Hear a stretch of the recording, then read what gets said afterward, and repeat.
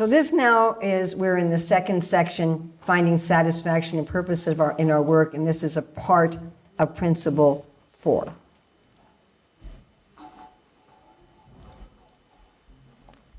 So there's 2 verses in the Bhagavad Gita that are repeated. One of them is Manmana Bhava Madbhakto, and the other one is this one, Shrayan Swadharma Viguna Paradhamma Stanustita. So if somebody repeats something, it means it's important. Like Prabhupada would talk about Harinama, Harinama, Harinama. If something's repeated, you see the same verses there, at least the same first 2 lines in the 18th chapter. And again, what Krishna is saying here is, you can do someone else's duty very perfectly, according to information and skills. But if it's not your dharma, don't do it. I can't count how many times people have asked me over the years, what does this mean? I shouldn't do someone else's work, even if I can do it perfectly. If I can do it perfectly, how is it someone else's work? I've seen in our Hare Krishna movement that leaders will say, oh, you're good at this, therefore that's what you should be doing. Someone I was recently doing a consultation with was being put completely into field of government work and a little bit of artistry because she was really good at it, but she hated it. They weren't the right fields just because she was good at it. Krishna said, don't follow someone else's path. Don't pretend to be someone that you're not. Pretending to be someone that you're not is exhausting. And in the verse in chapter 3, he uses a very interesting word. He says, if we do someone else's work, our work becomes a bhayavaha. Bhava means fear. Avaha means vehicle. Our work becomes a vehicle of fear. Again, this is like, what are you talking about, Lord? Why should I not do someone else's work that I can do perfectly? How do I even know it's someone else's work if I can do it perfectly? And what does it mean that my work becomes a vehicle of fear? So first, looking at this on an individual level. How does it affect me and my spiritual life? My personal conviction is that a lot of the problems that people have with their Krishna consciousness and their sadhana are just because they're in the wrong place. And we have all these, japa retreats and this, and we don't usually look at that part of things. Right? It's kind of like a doctor who's just giving you medicine and doesn't look at what you're eating. And doesn't look at whether or not you're exercising. When we're doing our own work, we feel enlivened. It almost feels like play. We don't even want to take a break. Oh, I have to take a break and eat? Can I finish this first? We enter, even materialistic people, if they're doing their own work, entering a kind of state of samadhi, where just everything goes away and they're just focused on what they're doing. Srila Prabhupada explains this state in a letter in 1972 to Jayapataka Swami as part of the secret of surrender. How you're fully absorbed in what you're doing and you forget about everything else. When we're doing our own work, that's very easy. When I'm doing someone else's work, that's extremely difficult. When I'm doing work that's not my nature, I feel depleted, I feel exhausted, I feel frustrated, I'll procrastinate. When I'm doing my own work, my mind becomes my friend. What an important thing in our Shastra is to be able to control the mind. Controlling the mind, my dear friends, doesn't mean you sit on it while it's kicking and screaming. It means you engage it properly. Right? Prabhupada would talk about a little child. You don't just put them in the corner, you give them something positive to do. When we're doing our own work, our mind is naturally engaged in what we're doing and our mind is satisfied. When I'm doing someone else's work, my mind is going to be giving me trouble all the time. And I'm wondering if the specific kind of trouble relates to the specific wrong field that I'm in. Like if I'm doing artistry work and I don't belong there, I may be thinking, does anyone care? Is anyone going to notice? And if I'm doing resources work when I don't belong there, I may be thinking, why am I dealing with money? And if I'm doing government work when I don't belong there, I may be thinking, where are the leaders? Why aren't they doing their jobs? Why do I have to be doing this? And I'm doing ideas work and I don't belong there. I'm going to be thinking, this is all stupid and useless. Why do I have to do this? Why can't I do something practical? Or some way in which our mind is going to be causing a disturbance, that we're going to be fighting our mind constantly. One devotee who was pressured to work in the wrong field said, you know, I'm always having to guilt trip myself in order to get my service done. I said, that's not the way we're supposed to live. When I do my own work, I'm naturally detached from the fruits of my work. Is that a big point in our scripture, to be detached from the fruits of your work? Yes? Yes? Srila Prabhupada says that when we desire what is natural, that is not a desire. He said, like if you say, I want to eat, no one's going to say, well, what's wrong with you that you want to eat? Because it's natural. Wanting to do my own work is wanting to be the best expression of myself. And therefore, I'm detached from the results. I'm satisfied by the work. If I'm doing someone else's work, I'm immediately going to get attached to the results. We're pleasure-seeking by nature, and Anandamaya Vyasat. If I'm not getting pleasure from being myself, I'm going to look for pleasure in the externals. I'm going to be attached. Now, one can say, well, I'm doing this other people's work because it has to be done, and, you know, I'm willing to sacrifice myself. What does Krishna say about sacrifices that hurt ourselves? They're in what guna? Tamaguna. And who does he say they give pain to? When we give sacrifice, when we do sacrifices and austerities that hurt ourselves, who do they pain?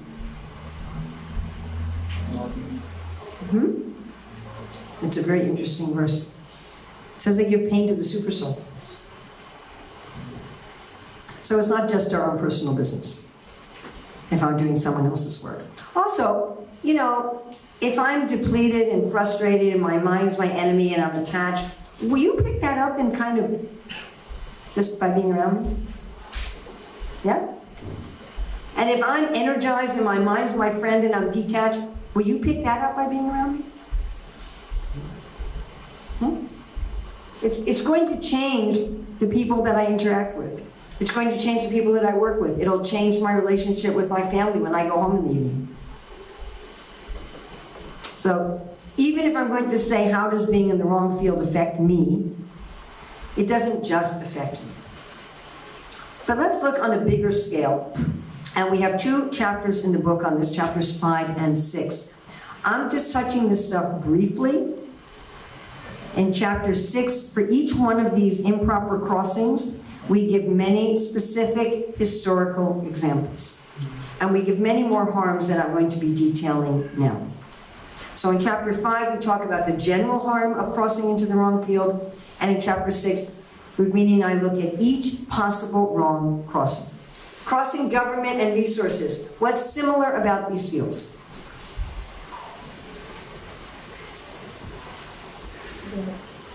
Power. Power. Controlling money. Rules and regulations. They're both expansive. Anything else similar about these 2 fields? Diplomatic. They're both diplomatic fields. What's different about them? One is about protecting the masses, other is about making money for oneself and then contributing. Yes. When people with the mentality of resources work in government, they're going to try to make a profit out of government. Okay? Or they may have some very narrow interests that they're going to focus on because that's what they have to do in their own field. But in government, you've got to focus on everyone's interests. In America, we have private prisons, privately run prisons. So the people running these prisons, do they care about the reformation of the criminals? They want repeat customers, don't they? People with the mentality of government working in the field of resources, they're going to tend to prioritize the care of people as more important. And that sounds wonderful, right? But if they're not making sure there's sustainable regenerative wealth, then actually both the employees and the customers are going to suffer. Government-minded people are going to care about honest, fairness, and justice. Right? They're not really so much interested in creating prosperity. And I think the most vivid example of this problem was in the former Soviet Union when the government took over agriculture. And when I was teaching this to a room full of Russians, and I said, and what happened? So do any of you know what happened when the government took over agriculture under the former Soviet regime? And all my Russian audience said in one voice, there was a famine. So the food was rotting in the fields. Without the profit motive, without the motive for sustainable regenerative wealth, they didn't even bother harvesting most of the food. And the people starved. People with a government mentality in the field of resources, they may set prices for social justice. Well, let's set the prices what people can afford, and then there's not enough profit coming into the business, and the business fails. And I've seen this happen. I've seen it happen. I've seen devotee projects when the person running a community takes over a business and sucks all the profit out of the business. And all the devotees who were employed and all the good that business was doing for society is finished. Crossing government and ideas. So these are both fields of overall leadership. Government in terms of law and ideas in terms of vision and direction. And that's what these two fields have in common. They tend to look at the systems, but government to control them, ideas to understand them. But what's different about these fields?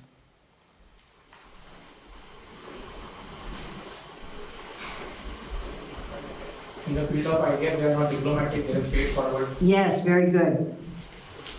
And another? What is about justice? Government is about justice, but in ideas, there is no social justice as such. No, they're not really that interested in social justice. Unsentimental, mental. Unsentimental, yes. And in the field of government, it's about serving people. Yeah? All right. Ideas people in government. Do you remember one of the qualities of ideas people who have Dharmic expertise is mercy? Too much mercy for government. The criminals are going to go free. This is a problem we have in our Hare Krishna movement, by the way. Ideas people in government. Government has to encourage people with enthusiasm for their group. Rah, rah, our group. Pay your taxes to our group. Do community service for art. That's their job. And ideas people, when they work in government, look at that and go, why? What's this, my group? Your group? And they don't encourage people to actually do their civic duty. Ideas mentality people in government. Government has to make decisions fairly quickly for the benefit of people. But ideas people like to research, and then research a little bit more, and then research a little bit more. And I actually ran into this when I was talking to one devotee who's very much in the field of ideas, and he was trying to make a proposal to the GBC. And I said to him, okay, so you've written up this proposal, now what's your strategy for getting it passed? And it was like I was talking to him in Mandarin. And he said, strategy? He said, well, you know, we have to spend a lot of time researching this. And I'm thinking, boy, are you not in the field of government? Okay? So when ideas-minded people work in the field of government, they'll spend 20 years, 30 years researching something where there was a decision that needed to be made quickly for people's benefit. We also have this problem in our Hare Krishna movement. Government-minded people working in the field of ideas. They will politicize knowledge. Would you trust a history textbook written by politicians? This actually happens, doesn't it? And when it happens, people lose faith in the objectivity of the field of ideas. This is the result of anyone from government resources or artistry. If they work into ideas, they'll skew it according to their own Dharma, and people no longer will trust what comes out of the field of ideas, and that devastates society. Because the field of ideas is giving the vision. You know, imagine you drive, there's only one person who can see, and you think they're cheating you. Yeah? Government-minded people working in ideas. Government-minded people are comfortable with much more of a hierarchical system than ideas people are. Think about the military. Ideas people aren't like this. And I've noticed this is something about ideas that the other fields just like don't get at all. Like when I got my PhD, I went to thank my professor. He had been my professor in a couple courses. He was the head of the whole College of Education within the university. He was the chair of my thesis, my dissertation committee, and he was also my academic advisor, Dr. Fenwick English. And so I said, Dr. English, thank you so much for helping me to graduate. And he said, no, no, no. He said, now that you have a PhD, I'm not Dr. English anymore. I'm Fenwick. And this is something that government-minded people don't really understand. And they may try to impose a hierarchy on the field of ideas that stops the free flow of knowledge. Government-minded people and ideas. Here we have the opposite problem of ideas people and government. So government-minded people are all about, our group is great, but you don't do that in ideas. You bring that into ideas, you're going to get all kinds of sectarianism that doesn't belong there. Crossing ideas and resources. What's similar about these two fields?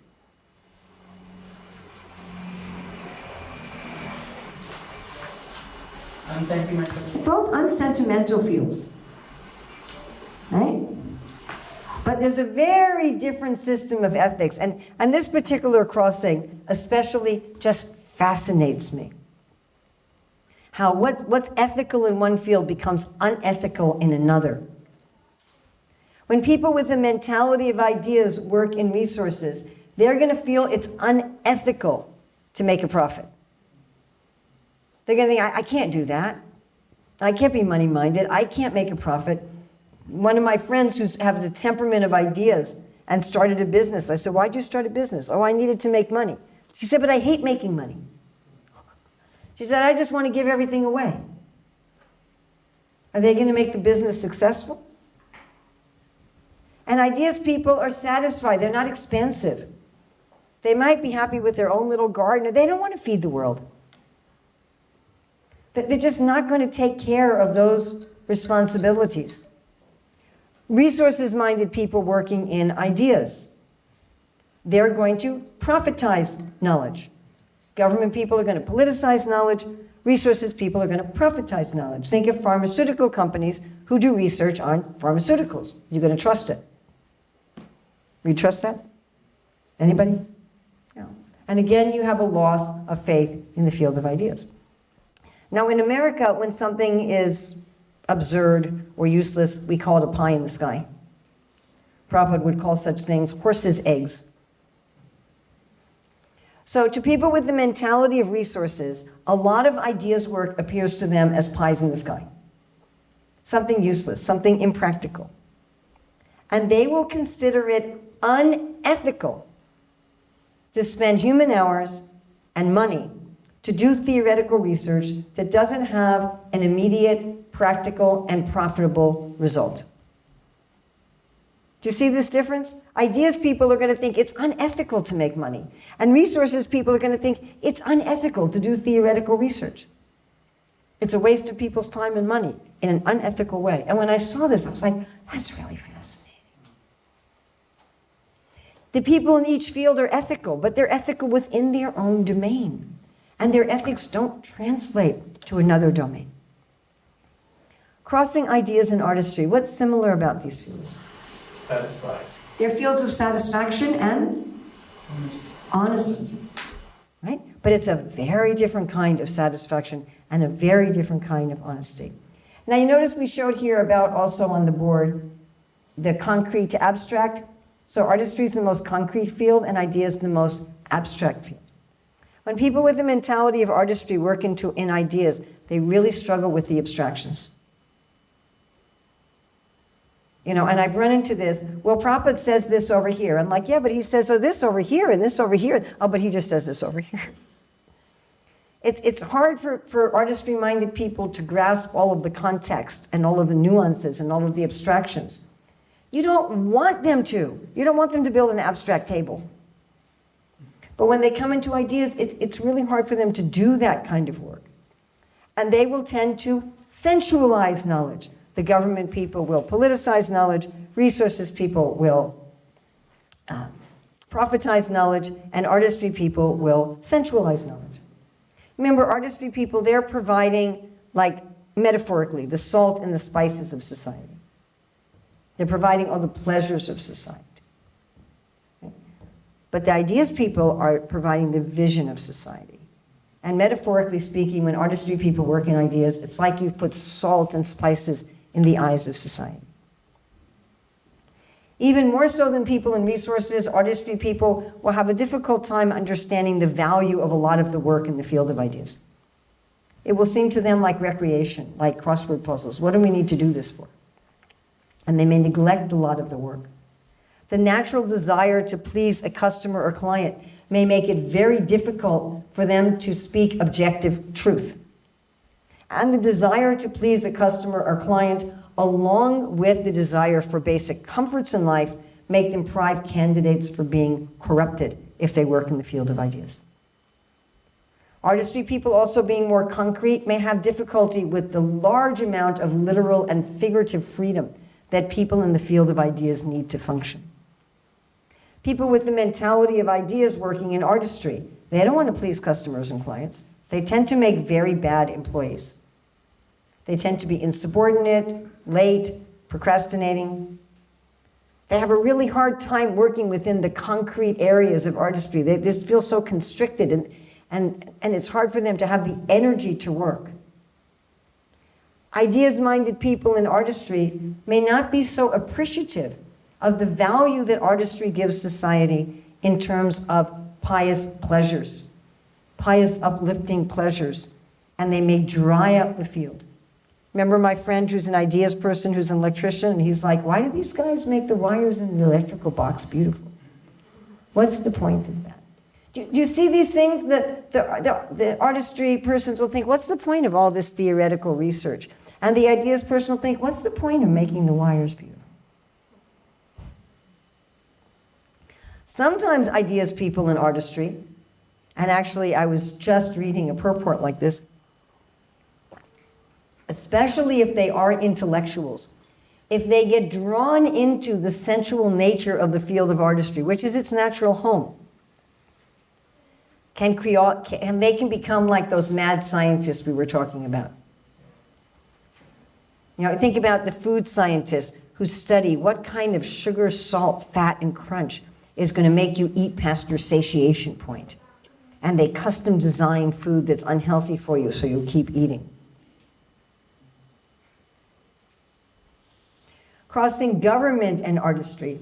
So both these fields deal with people and serving people directly, but artistry serves in what mood? Like a what?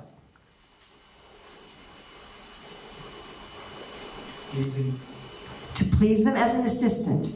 In Sanskrit terms, you can think of it like Dasi above. And government people are trying to serve people in what mood? Protect them. Like a parent, like in Vatsalyabhav. It's quite different. If I'm serving you as an assistant or I'm serving you as your parent. And again, government isn't as abstract as ideas, but it's considerably more abstract than artistry. So we're running into this concrete abstract problem here when artistry-minded people work in government. So there's something called the fog of war. You make your battle plan, but when the actual battle starts, you have to just make quick decisions with very little information. That's very hard for people in artistry to work in that kind of an abstract, high-pressure situation. Government is expansive. Artistry is satisfied. It's hard for artistry-minded people to have this really expansive, I've got to take care of all these people. They're like, you know, hey, I'll run a little bakery shop, but I don't want to feed the world. You know, I want to take care of everybody, make sure everybody gets taken care of.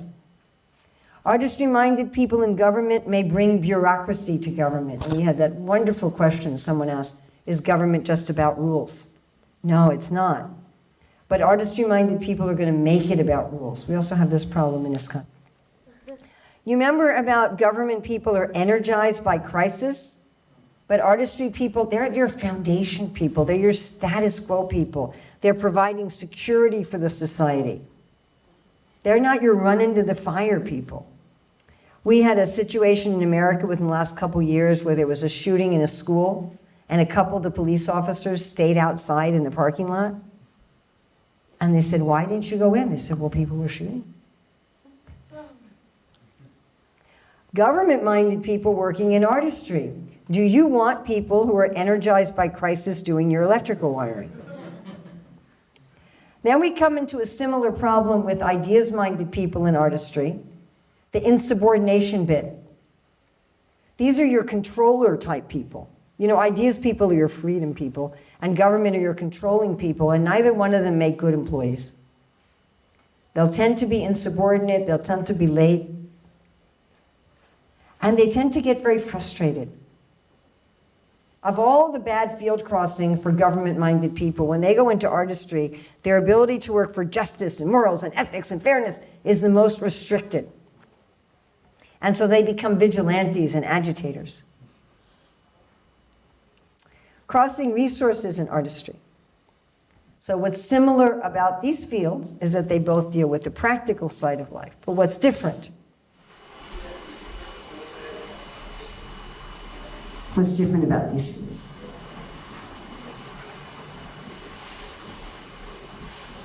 Unsentimental. One is unsentimental, and one is serving people directly, trying to please them. Quite a difference. One is expansive, one is satisfied, one is diplomatic, one is honest.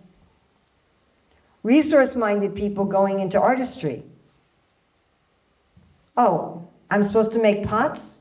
You know, we can make pots a lot more efficiently and make a lot more money making pots if we turned it into a factory and automated it. They'll destroy the craft. Whatever area of artistry they'll get into, they'll destroy the craft. If they go into entertainment, instead of having things that are emotionally uplifting, they'll want to make more money in it. They'll throw a bunch of sex and violence in it to make more money. They'll create drug-fueled sports, fashions that go out of fashion every 2 months. Artistry-minded people in resources, they're not expansive. They're happy to have a little bakery for their sourdough bread, but they don't want to feed the world. They're not going to have a real struggle to put that energy into something that's expansive. And if they do, they're not going to have this mentality of sustainable, regenerative wealth. So they may end up becoming major polluters of the environment. I hope you've seen in this that everyone's beautiful in their own place. But as soon as you put people in the wrong place, they cause great harm for society. All right, I'm going to be switching to another presentation. Ta-da. This is the same one I taught last night, if any of you were there. And I'm going to go through extremely quickly the parts that we covered in depth.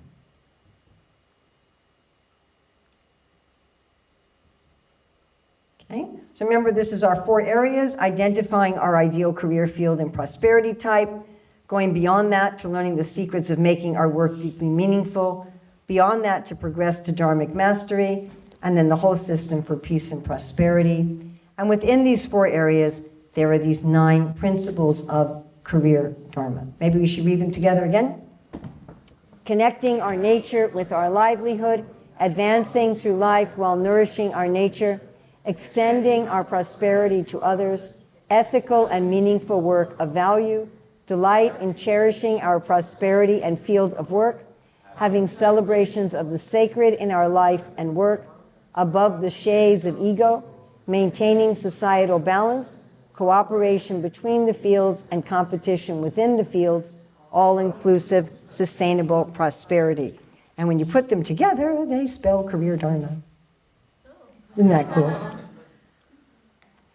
Okay, in the first one, identifying our prosperity type and career field. Principle 1, connecting our nature with our livelihood. So remember we looked this morning, people who are cash poor but a rich life, people who are flush with cash and a poor life, and we looked at the 6 types of prosperity. And we looked at which types of prosperity really enrich us in our work. Then we looked at the 4 fields. We looked at artistry, ideas, resources, and government. We looked at artistry, the field of functionality, support, beauty, pleasure, where the people ask, is it beautiful? Is it supportive? They're naturally satisfied, naturally honest, and they serve people directly in the mood of an assistant. The field of ideas that provides wisdom, guidance, education, religiousness, vision, generally through language or mathematics, but sometimes through the fine arts. And how the people in this field are also satisfied and honest, although they're also unsentimental. And the main questions they ask about their work are, is it true and is it wise? The field of resources that provides all of the raw material for society, all the raw material for food, for construction, for clothing, for medicine. That this is an expansive field, a field where the people are always thirsty. And a field of diplomacy, where people are always asking, is it sustainable? Is it regenerative? And expertly understanding the flow of resources to make sure that when things are going well or when things are going poorly, that everyone has what they need. Then we looked at the field of government.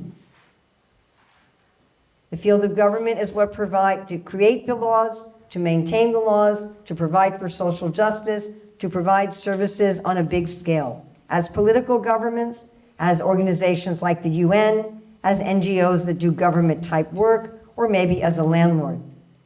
That these are the protectors and carers of society on a large scale. That the questions they ask about their work are, is it just? Is it honorable? This is also a field of expansion of care and a field of diplomacy where they take care of people directly in the mood of a parent. We looked at why it's important to stay in our own field, that otherwise we risk our work becoming a bhayavaha. And Krishna telling us, don't go in the wrong field. Don't pretend to be someone else. Don't have your work become a vehicle of fear. We looked at the ways in which our work can become a vehicle of fear for ourselves. What's this one about?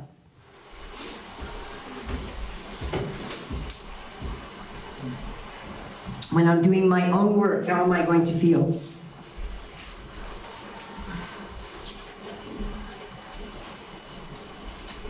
I'm testing myself here to see if I actually taught you this. How am I going to feel when I'm doing my own work? Energized. Okay, good. I didn't feel. I was wondering if I was going to give myself an F there for a moment. When I'm doing someone else's work, how do I feel? Exhausted. Exhausted, depleted. When I'm doing my own work, what happens with my mind? My mind becomes my friend. If I'm doing someone else's work, my mind is my enemy. If I'm doing my work, I'm naturally what?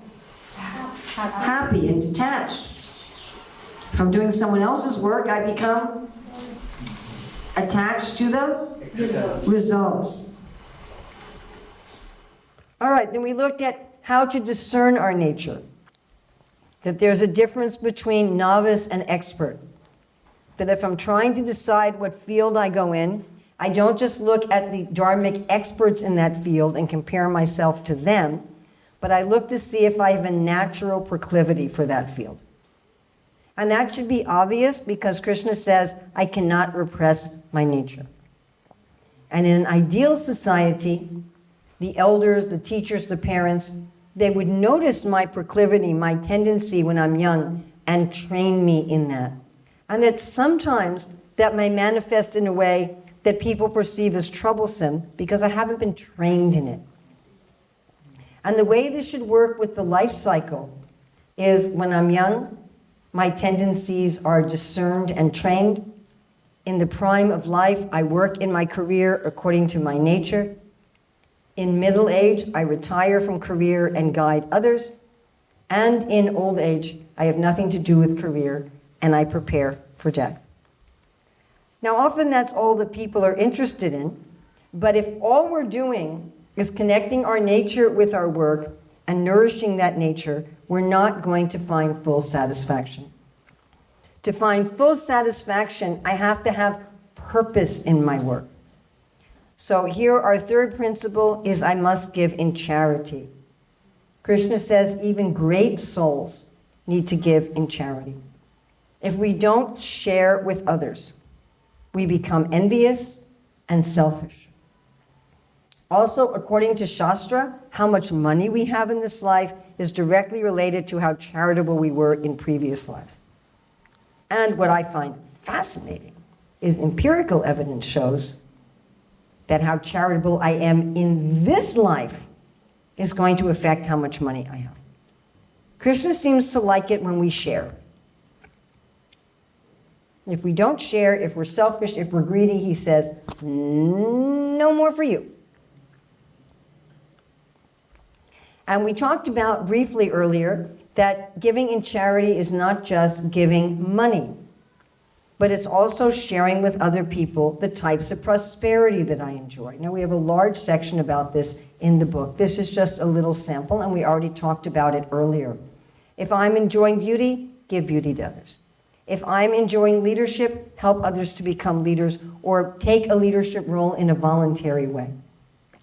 This is actually something very important for ISKCON leaders to understand, to engage people in voluntary service according to what they're already enjoying. Is that enough? No, we've got to go more than that and do ethical and meaningful work of value. In order for us to be satisfied with our work has to be honest. Now, honesty can be understood very simply. I accurately represent my goods or services, and I charge a fair price for them. I fairly compensate anybody who works under me. A simple definition of honest work. But our work also has to add value. So many careers today produce unnecessary artificial needs, isn't it? All kinds of stuff you don't need. One time there was it was a devotee festival, and there was a gift exchange, and someone gave my adult married son with children a China blue dog, this big.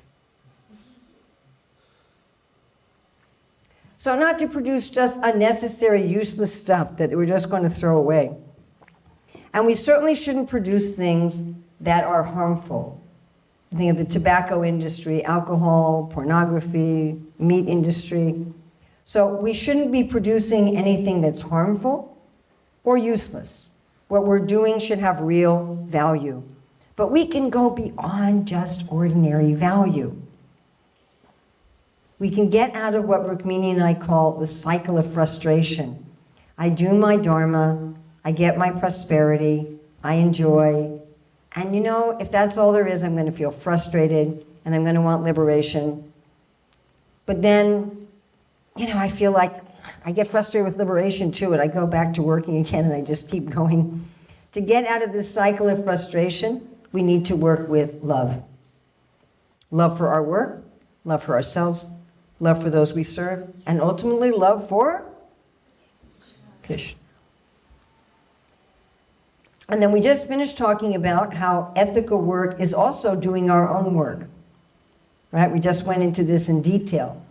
Even if I'm doing honest work of value, even if I'm doing that and giving in charity, if I'm working in someone else's field, that is unethical.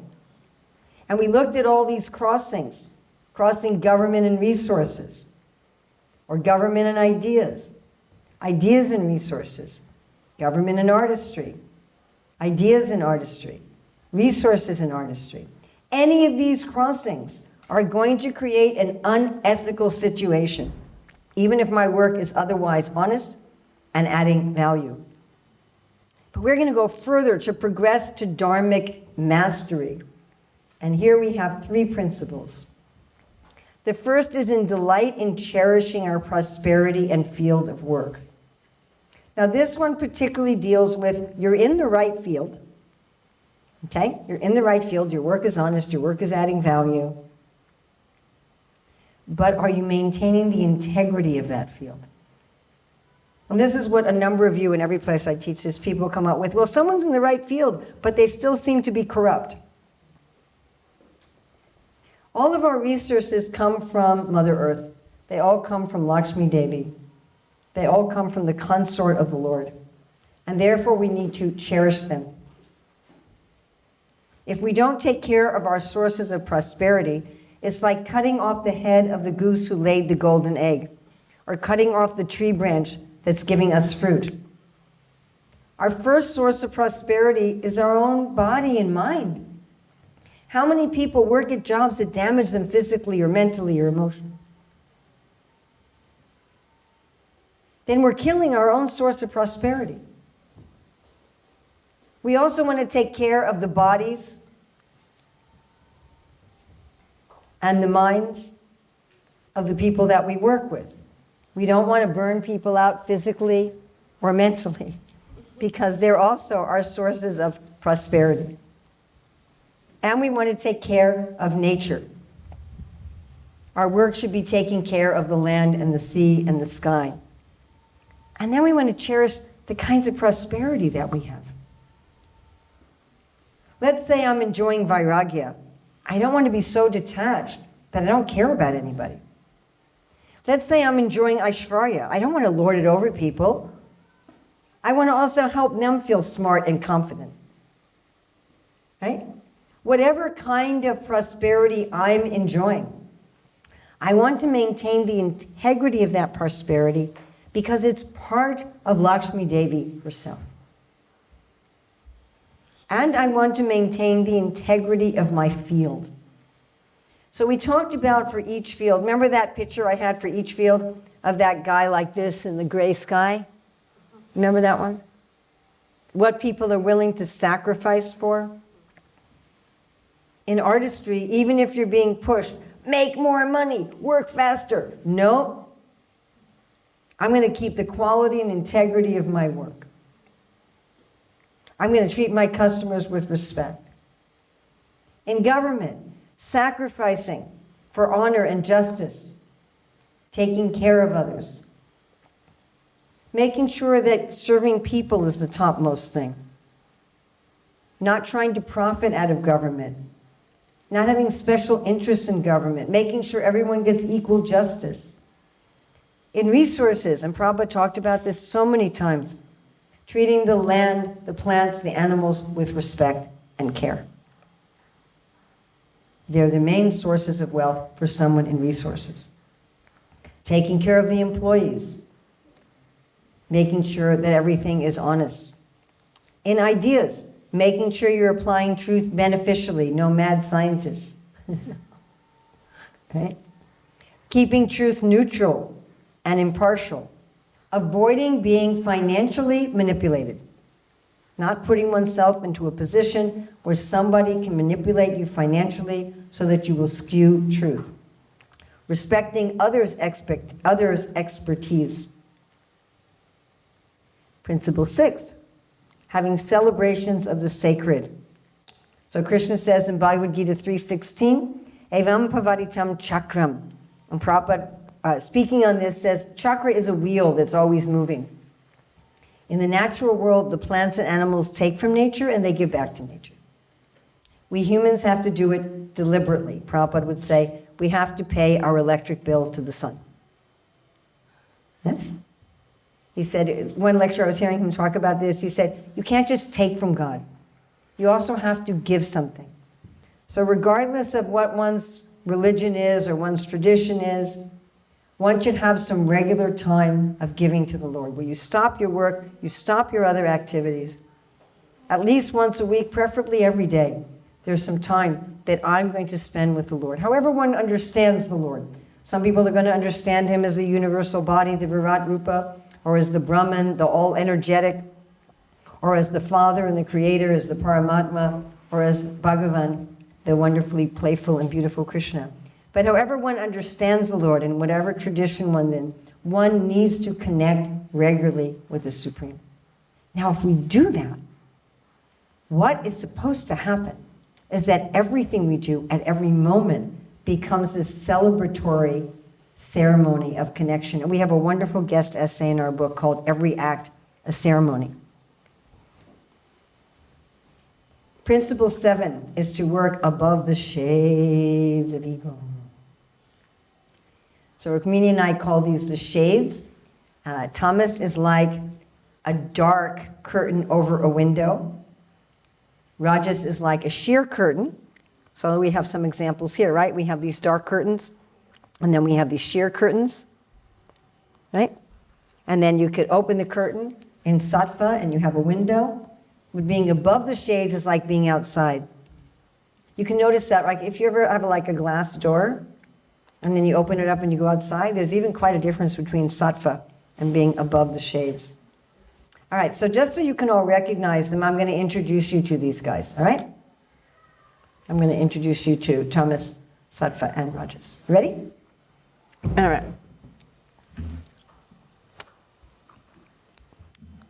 I'm Thomas. I'll do the right thing if it's easy, you know? I mean, I'm not going to really exert myself. I mean, I'll buy a vegetarian or vegan burger if they sell it at McDonald's, you know, for the same price. But if I have to go to another restaurant and pay a higher price, forget it. I mean, look, after all, I'm the kind of person, whatever's on the television, if my remote control's over there, I'm just going to watch whatever's next, you know. I'm not an ambitious person, you know. Not some materialistic, ambitious person, and I'm not some spiritual person. You know? I take care of myself, I take care of my family, those I love, and I get insulted easily. Don't you insult those I love, and I can insult you back.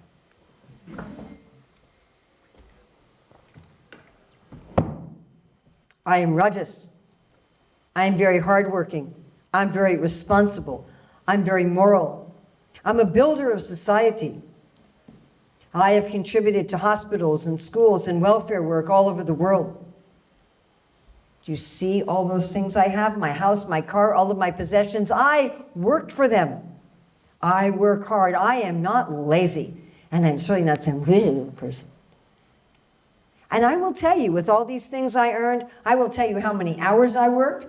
I will tell you how much money I spent, how much energy I spent. I sacrificed for those. And someday, my name will be in the history books, and my statue will be in the park.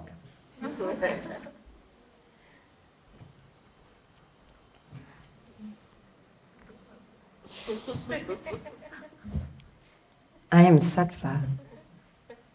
I'm very spiritual. I live in harmony and balance. I'm very forgiving and kind because it just makes me feel so good inside. I'm not lazy. And I'm not ambitious.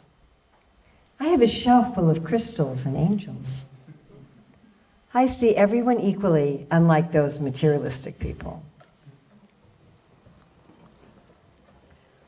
When we're working above the shades of ego, we're working with Krishna. We see life as being on his adventure. We see ourselves as a soul. We don't know where Krishna is going to take us next. And life is all about play. Everything actually becomes playful and enjoyable, even the ups, even the bad downs of life. And we're simply acting as his instrument, co-creating with him. What did Krishna say to Arjuna? I've already worked this out, and you are my instrument. These shades of ego are like the dark side of our work. And there's a tendency to want to pull from the shades. I had a devotee say to me just a few days ago, well, you know, didn't Arjuna have to work in Rajas? And I'm like, no. Krishna said, do your duty, do your work, but nistrigunya bhavarjuna. Be above the shades. Let's look at the shades of ego in regard to charity. Giving charity in tamas. You give the wrong thing to the wrong person. You give alcohol to an alcoholic. Or you give the right thing to the right person, but without respect. Here, Swami, take your charity. Or at the wrong time, you give someone charity when they're in the bathroom and they're eating. You know, in Rajas, you give the right thing to the right person, right place with respect, but you're calculating. I didn't really want to give this, but my guru, my boss told me to give it. and if I give it, they'll be pleased with me, and then maybe I'll get some facility, or I wish I hadn't given this, I could have spent this on something else. In sattva, you give the right thing to the right person, the right place, the right time with respect, because it makes you feel so good inside. Above the shades, you give the right thing to the right person at the right place with respect in order to please Krishna. Tamas at work, procrastinating, disengaged, deceitful, insulting, lazy, morose. Rajas, greedy, envious, aggressive, impure. Things go great, yay! Things go poorly. Sattva, always being determined and detached with full enthusiasm, whatever happens. Working above the shades, this is from Bhagavad Gita 3:30. 3 things not to do, 3 things to do. Not to do. Don't try to exploit your prosperity types. Enjoy your prosperity types as prasadam. Don't try to enjoy them as bhoga. Don't think of yourself as the owner, not the owner of my body, my mind, my prosperity, my work, anything, and not to be lazy. 3 things to do. Dedicate everything I'm doing to Krishna at every moment. Always remember I'm a soul. I'm not this body, I'm not this mind, I'm not this work. And work according to our nature. So we've looked at the 7 personal principles. Now we're looking at the last 2 principles on a society basis for peace and prosperity, a phrase that Srila Prabhupada used at least 195 times. Principle 8 is maintained. This is all part 3 of our book. Principle 8 is maintaining societal balance, cooperation between the fields, and competition within the fields. Bless you. The fields should not compete with each other. They should be cooperating with each other. Ideas, trains, and guides. Government approves licensing, accreditation, provides venues and facilities for cooperative endeavors. Resources organizes, directs, and distributes the flow of money and materials and energy that people can draw upon. And artistry assists everyone. Now, it would be lovely if everybody worked in their own field and cherished their own field. Then there'd be no corruption in society at all. But because there's always some chance of a deviation, the fields also acts as checks and balances of each other. Ideas holds government to the rule of law. You can think of the role of a free press. Government through the law. Resources through how they spend their money and how they allocate resources. Artistry by voting with their feet, because they're the greatest in number. But also, for some parts of the field of artistry, by what they choose to translate into art, music, and theater.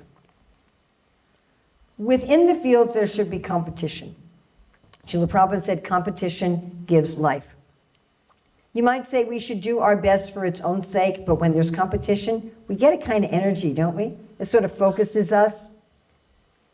We'll explore the edge of our potential, right? We'll see what we could really do. It invigorates us. Now, there should be healthy competition, like a jewelry district or a fashion district, where many businesses of similar type both benefits the business and the customer. We don't want to have competition to erase people, and we don't want to have predatory competition or envious competition. Competition in artistry gives us inventions and masterpieces. Competition in resources gives us better quality of resources and better means of distribution of resources. We think of the benefits of competition in government, the benefits of having more than one political party, the benefits of being able to experiment with different varieties of government in different states, right? In the different states of Australia, do you have somewhat different governments? Yeah? Different types of, we do in America. We have some that are more, we call them the red states and the blue states and the purple states. Competition in ideas invigorates ideas, so it's responsive to time, place, and circumstance, and keeps the purity in medicine, philosophy, and religion. And our last systems principle is all-inclusive, sustainable prosperity. Economists made a deliberate, conscious, intentional decision to separate economic theory from natural resources. To have economic theory have no relationship to the land. And to say that economic prosperity is equal to economic growth. What's the problem with equating economic prosperity to growth?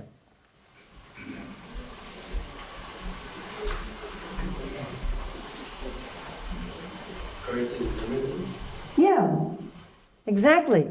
You can't have unlimited growth on a limited planet. And so if you're equating prosperity to growth, you're going to force. You're going to try to force the land with artificial pesticides and fertilizers to produce more than it's meant to produce. Hiranyakashipu did that. He forced the plants to bear at all seasons.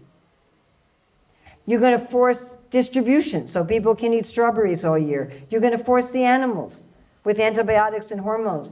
You're going to force humans to work out of their nature, to work longer hours, to work in improper situations for growth, growth, growth, growth, growth. And if you're pushing growth, growth, growth, growth, growth, some people are going to be growing, but it's going to be at the expense of others.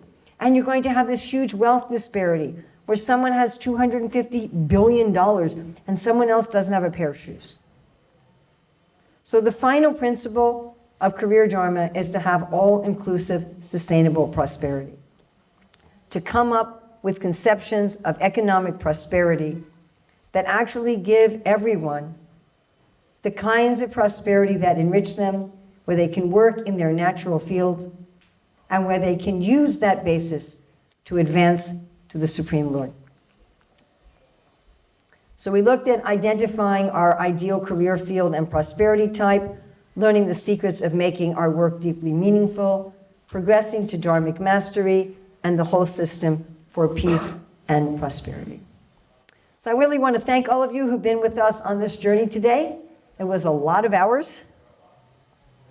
I really appreciate that. Many times when I teach this over many days. So it gets spread out a little bit more. Although it's hard, to come during the week. So people tend to want to have more a weekend intensive. So I really appreciate that. I know it's hard to focus at the end of so many hours. But I hope that you were able to get something from this. I hope everyone was able to get something. My bottom line objective in teaching this is that people will say, wow, this makes sense. The Shastra makes sense. Krishna makes sense. Now I know why Prabhupada wanted this. That's my bottom line. That's minimally what I would like to accomplish. The next level is for those of you here to say that I'm in the right place, or I need to make this change. And I have some idea of where I need to make a shift. And then the next level is any of you who are going to say, can I help? Can I help to actually bring this into fruition in the society? So one day I'm going to learn this verse in Sanskrit. It is actually a Shastric verse.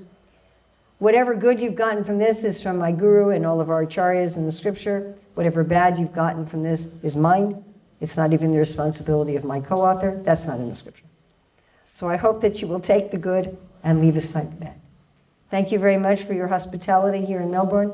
I really appreciate it. This is a very wonderful, vibrant temple and community, very exemplary in so many ways. And I love coming here. I feel really honored to be part of this community. Thank you. Hare Krishna. Jaya.